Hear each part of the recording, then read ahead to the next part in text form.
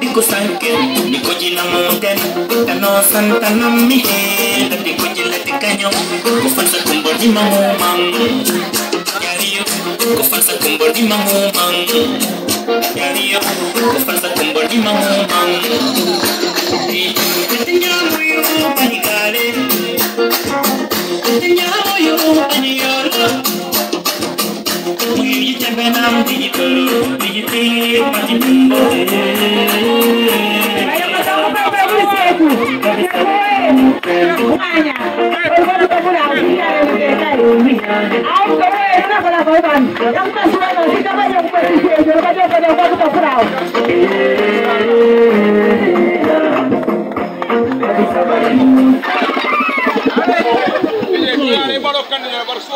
Ok, donc assalamu alaikum.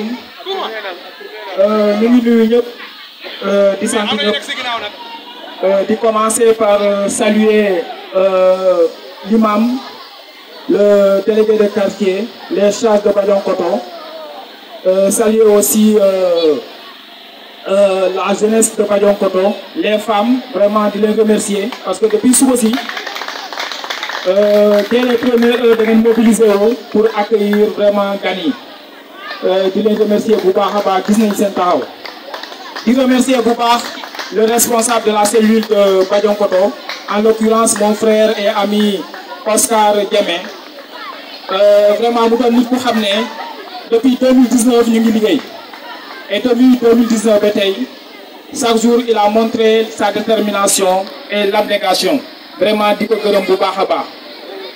Dit que délégation, Yuma Gungedi, en commençant par exceptionnellement, comme toujours, la cellule de 5 débats, vraiment, si c'est une belle mobilisation pour nous faire.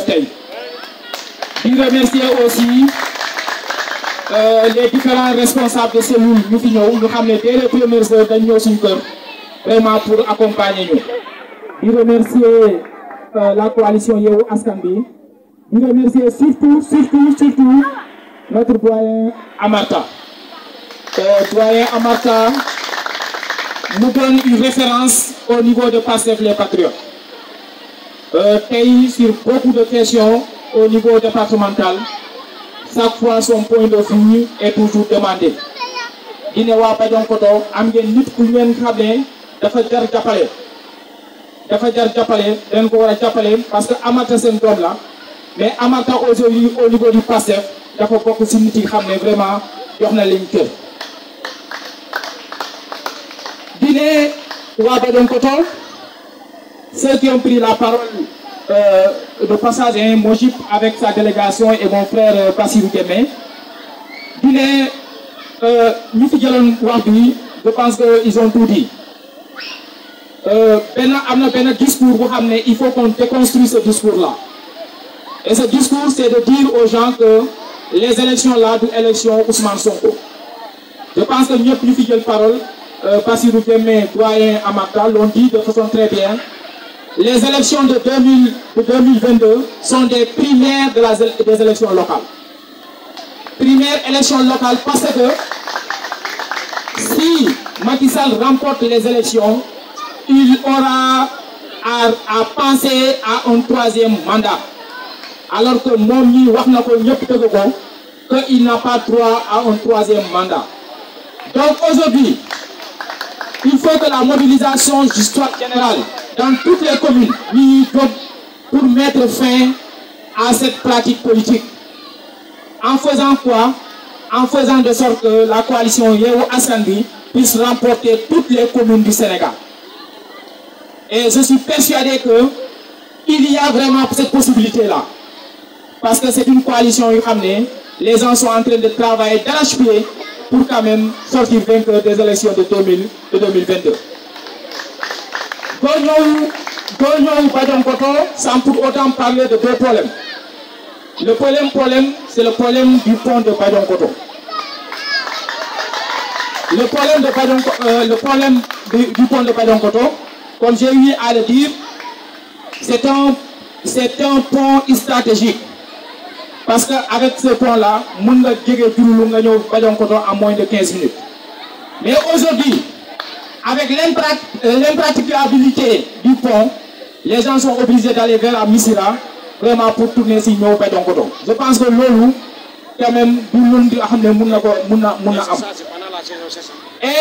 et je me rappelle, dans un des groupes WhatsApp, il y avait l'actuel maire, il avait dit que le pont de Badjankoto, que le financement était acquis et que incessamment 2 mois, le pont allait être mis en œuvre.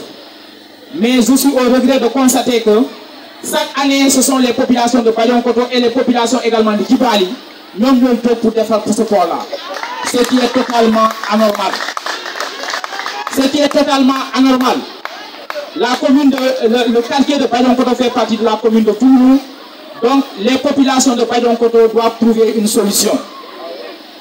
Et le deuxième problème, c'est le problème de l'électrification de ces quartiers périphériques. En 13 ans, l'équipe municipalité n'a pas apporté une solution à ce problème-là.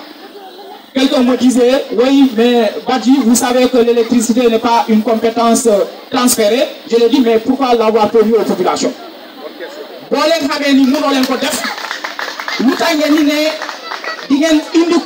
Population. Premier mandat en 5 ans de Foulenko, deuxième mandat de Foulenko, et il continue encore le maire actuel, quand il est arrivé, quand il a remplacé le défunt maire, à qui vraiment nous prions pour un repos dans la où il est, le maire actuel avait pris l'engagement de dire aux populations que dans 4 mois, il y a un courant. 4 mois, il avait dit. Et malheureusement pour lui, 4e mois, il y a quelqu'un de Missira qui l'a appelé, qui a appelé un proche à lui pour lui dire que, dit au maire que c'est le 4e mois d'aigle. Et les gens ont dit le courant. Donc vraiment, il ne peut pas apporter la solution au problème de la commune de Touloulou. Et ils sont en train de leurrer les gens dans des discours inutiles. Discours ce n'est pas un discours programmatique. Ce n'est pas un discours qui fera avancer la commune. Chaque fois, ils sont dans des détails. Ils vont nous dire, oui, par pouvoir de l'opposition, ni etc. C'est vrai, mais il faut rappeler que moi, j'étais plus âgé que Emmanuel Macron quand il était président de la France. Vous lui donnez le président de la France, il n'avait que 39 ans. Et moi, je pense aujourd'hui que j'ai 40 ans. Donc, l'OLU, ce n'est pas un débat. Le deuxième élément, d'ailleurs, aussi, à mon expérience. Nous, au passé, on parle de bonne expérience. Parce qu'il y a deux types d'expérience. Il y a une mauvaise expérience et une bonne expérience. Nous sommes pour la bonne expérience. La bonne expérience, moi, de sorte que vraiment que les préoccupations de la commune puissent être satisfaites. Il est également, c'est vrai, il y a beaucoup de compétences tout autour de nous. C'est l'occasion de remercier vivement mon frère Moussa Sissoko, vraiment qui fait partie du Monde 4. Le Monde 4, c'est le mouvement national des cadres de PASTEF. Nous donne vraiment une compétence avérée. Mon tamit dafa ñëw pour dooleel nous au niveau de la commune.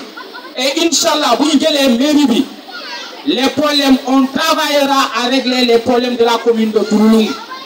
Parce qu'une fois, nous ne sommes pas venus faire de la politique pour s'enrichir. Ça, il faut que nous sachions. Nous sommes de politique pour se remplir les poches. Nous sommes de politique pour un agenda caché. mais nous avons fait la politique pour servir la population. Et vous savez, Inch'Allah, les problèmes de la commune de Diouloulou, dinañu am ay solutions. Parce que dañuy wax ndaw mooy defar dëkk. Et nous avons ce sens-là. Nous avons des doyens qui sont à côté de nous, le doyen Diatta, le doyen Sambou. Vraiment, tous ces sages qui sont tout autour de nous pour nous dire que le gouvernement a def non plein def li. Donc, Inch'Allah, nous avons Bouba, mais je remercie Bouba les femmes de Bayonkoto. Vraiment, c'est un dynamisme, il est remercié Bouba. Il est, Inch'Allah, nos adversaires ou tout simplement viendront, mais vous nous là, il y a un programme. Il ne faut pas que nous tombions ici d'abord. Non, quelqu'un qui a géré pendant 13 ans, il n'a pas à présenter un programme, un nouveau programme. On n'a pas besoin de ça. L'Union sort là, moi, pendant ces 13 ans, mon là la def. Donc là, il y a vraiment, qu'est-ce que vous avez fait dans l'électrification? Qu'est-ce que vous avez fait pour régler la question du pont de Bayonkoro avec une question? Vraiment, vous saurez, Inch'Allah, il y a une occasion pendant les élections, il y a et il y a qu'au soir du 22 janvier, Inch'Allah, la coalition Yewwi Askan Wi sortira vainqueur des élections locales. Merci.